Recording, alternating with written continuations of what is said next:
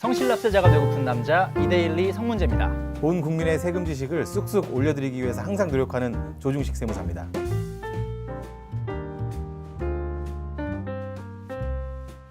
네, 텍스터디 17번째 시간입니다. 오늘은 종교시설에 부과되는 부동산 세금에 대해서 살펴보겠습니다. 너무 심했다. 그렇군요. 그런 충격적인데 진짜. 근데 나는 웃긴 게 부사 받을 일을 왜 만드냐고. 결국 그게 돈이기 때문에 세습을 하려고 하는 거고. 이제 한기총에서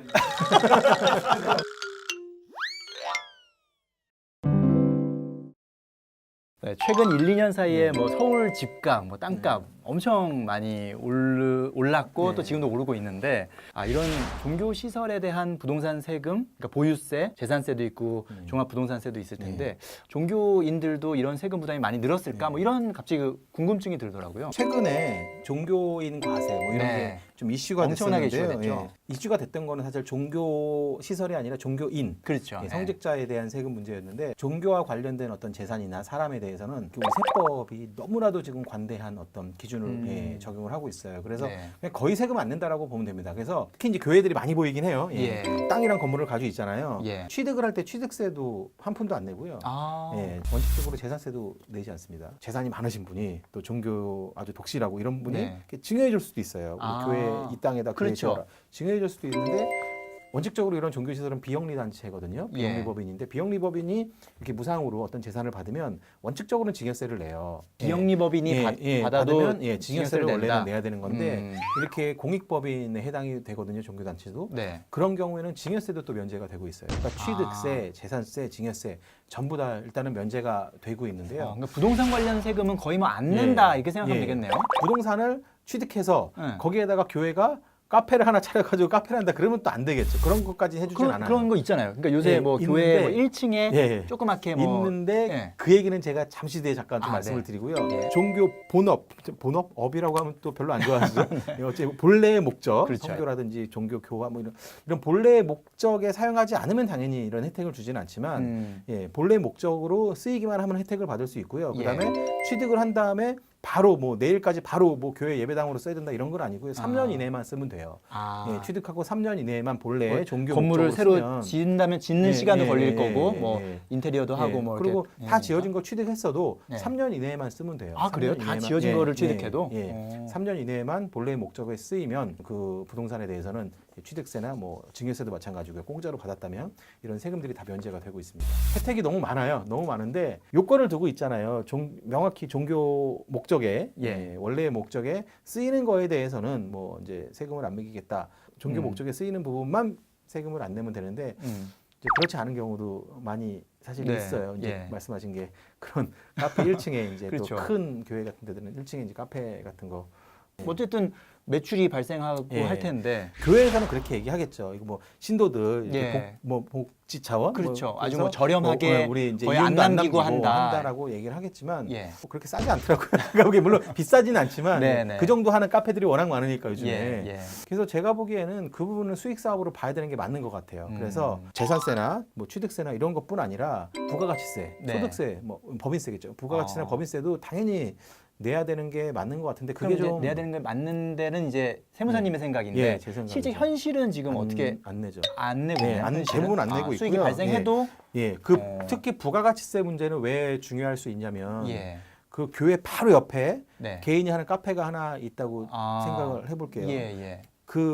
가정이지만 그 카페 커피와 교회 1층 카페 커피의 품질이 똑같다라고 쳤을 때 손님들은 어딜 가서 마셔도 똑같은 만족을 느껴요. 그런데 개인이 하는 카페 사장님이 그 아메리카노 하나 팔아서 내가 2,000원을 받기 위해서는 부가세를 내야 되잖아요, 그 사람. 그러니까 2,200원에 가격표를 붙여놔야 돼요. 하지만 교회는 안 내기 때문에 2,000원에 붙여놓으면 되는 거예요. 그 손님 입장에서는 품질이 똑같은데 교회께 더 싼 거예요. 그럼 가격 경쟁력 부분에서 이게 차별이 될 수밖에 없거든요. 그래서 사실은 국가가 하는 것도 부가세 과세하는 이유가 민간 기업과의 경쟁 부분에서 비교 우위를 주면 안 되거든요, 국가한테. 그래서 부가가치세를 과세하는 건데 예. 지금 교회들은 뭐 사업자 등록을 그렇다면 내야 되는데 내지도 않고 그게 이슈가 됐던 때가 있었어요. 네. 저는 기독교 집사입니다. 그러시구나. 교회 다니는데 아주 대형 교회였어요. 예. 거기도 갔더니 그런 이슈가 났더니 메뉴판에 가격표를 다 없애버렸더라고요. 그런 모습을 보면서 예. 뭐 요즘에 종교인 과세가 논란이 됐을 때도 그렇고 네. 어느 누구보다 어느 단체보다 모범을 보여야 될 종교 단체에서 그렇지 못한 모습들 또 종교인 과세 한참 그 얘기 나오고 관련된 법안 만들고 뭐 할 때도 사실 잡음들이 좀 많았었는데요. 네. 그런 과정도 그렇고 해서 그런 부분들이 좀 많이 좀 아쉬워요. 종교 탄압이니 이런 이유를 들어가면서 자꾸 국민 모두가 이행하는 의무에서 자꾸 빠져나가려고 하는 모습이 썩 좋아 보이진 않더라고요.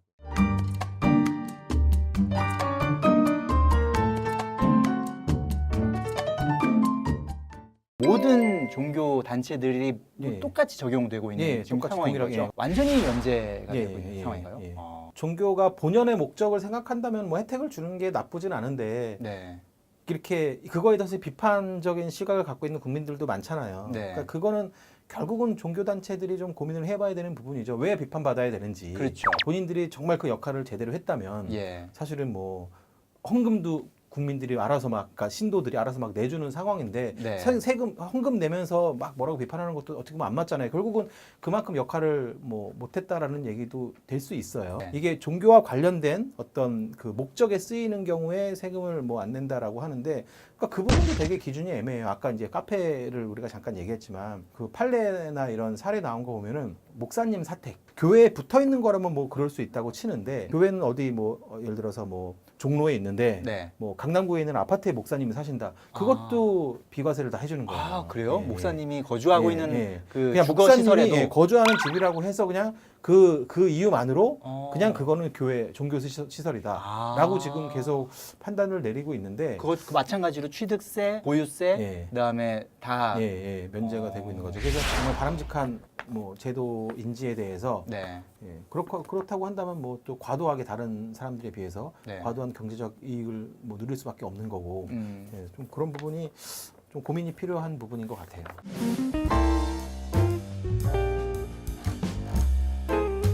오늘은 종교시설과 부동산 관련 세금에 대해서 정리를 해봤는데요.